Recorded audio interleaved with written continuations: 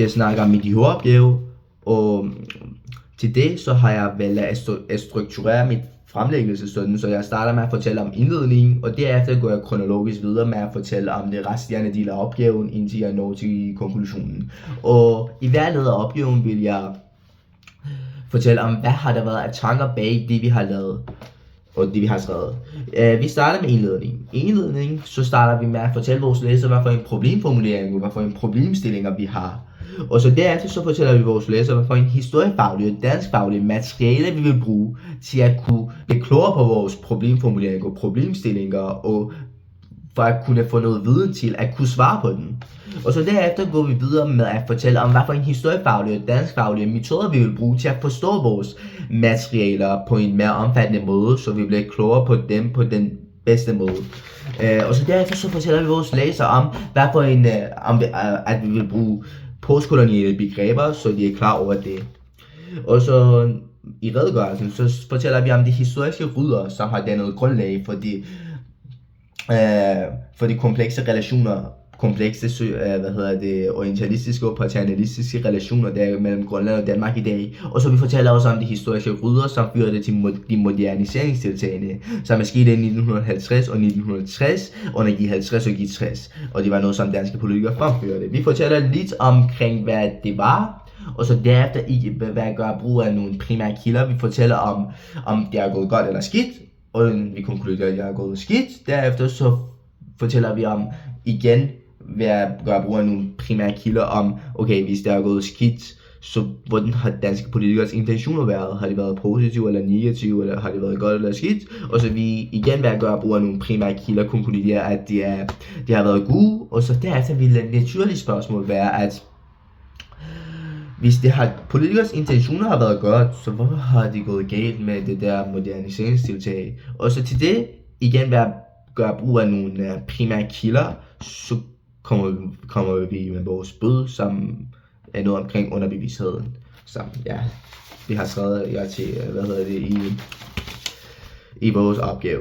Derefter så synes vi det var interessant at undersøge, hvad var grønlændernes syn på det der moderniseringstiltagene, og vi viser, hvor nuanceret og forskelligt deres syn var.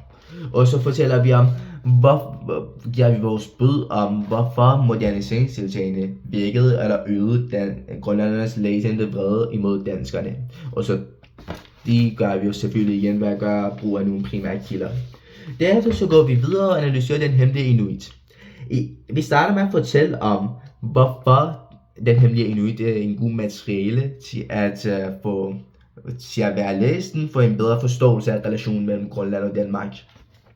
Og så derefter så fortæller vi en resumé om novellen, så læseren, som ikke måske kender novellen, eller ikke måske kan huske den, kommer til at få en bedre overblik om den, og kunne nærmere følge med i analysen.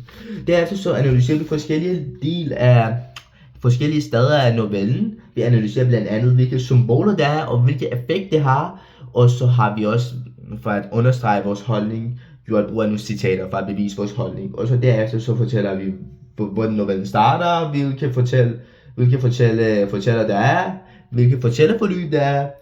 Og så til alt det, så bruger vi lydkritik og nærlæsning, og så fortæller vi også, beviser vi vores holdning ved at gøre brug af, vise citater fra teksten. Og så derefter så blander vi noget historiebrug i vores analyse. Vi snakker nemlig om, hvilke typer af historiebrug bliver tænkt at blive gjort, eller bliver gjort i løbet af historien. Og så blandt andet konkluderer vi, at der bliver brugt ikke historiebrug til sidst, når Erik vælger at brænde led, og dermed slet er en del af Danmarks koloniale og postkoloniale historie. Derefter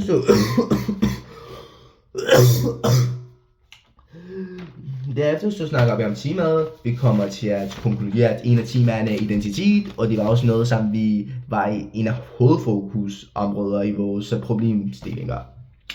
Og så derefter så snakker vi om noget, som vi tidligere var inde på, om hvorfor vi skal læse den hemmelige inuit. Selvom måske i første omgang, når man kigger på den, så er den ikke virkelighedsbaseret og overdramatiseret på mange måder og punkter. Men så argumenterer vi for, hvorfor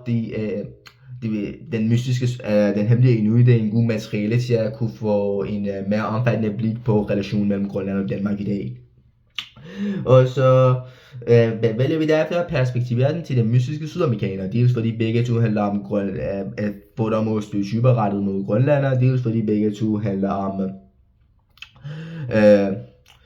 handler om identitetsmæssige problemer og identitetsskift. Selvom der er lighed imellem dem, så er der også forskelle mellem dem. En af de væsentligste forskelle mellem de to noveller, det er, at i Den Hemmelige Inuit, efter danskerne begynder at betragte grønlanderen som en person med en anden etnisk baggrund end Grønland, så begynder de at betragte ham mere negativt, end det havde gjort det i starten. Men i den mystiske sydamerikaner sker det modsatte, hvor danskerne begynder at betragte ham mere attråværdigt, som der også står i teksten, når de begynder at betragte ham som en anden person end en grønlander.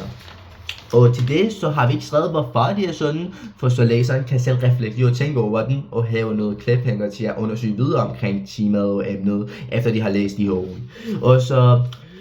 Og så fortæller vi, og så derefter så har vi noget diskussion. I diskussionen så har vi været 3 personligheder, som forholder sig til debatten om, hvorvidt den danske regering skal sige undskyld til grønlanderne over for det, der skete i fortiden. Og så har vi 2 af personlighederne, vi har valgt, det er danskere, en af dem er grønlander. Den ene dansker siger, at vi skal sige undskyld, den anden siger, at vi ikke skal sige undskyld, og grønlandere siger, at vi skal ikke have blikket rettet mod fortiden, men heller mod fremtiden.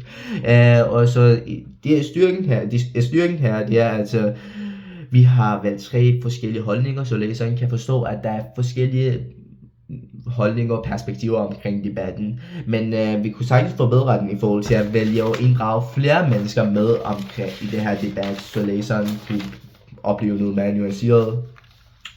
Og så konklusionen, vi konkluderer masser af ting. Vi blandt andet konkluderer, at danskerne, selvom danskerne tror, at fordommene er forsvundet fra deres hjerner, så ligger de alligevel i deres underbevidsthed. Og så i forhold til at den er sikker, så vil jeg sige, at den er relativt sikker, fordi for at nå frem til det her konklusion har vi gjort brug af flere forskellige danskfaglige, historiefaglige metoder og materialer. Så den er relativt sikker, men den er ikke den eneste rigtige konklusion, der findes i verden.